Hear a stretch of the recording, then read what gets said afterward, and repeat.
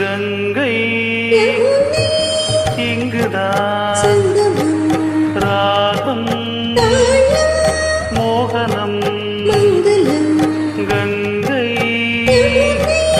இங்குதான் ராகம் மோகனம் அங்கையத்தன் மங்கள நாயகி பூ போல் மெல்ல சிரித்தார். அங்கையத்தன் மங்கள நாயகி பூ போல் மெல்ல சிரித்தார்.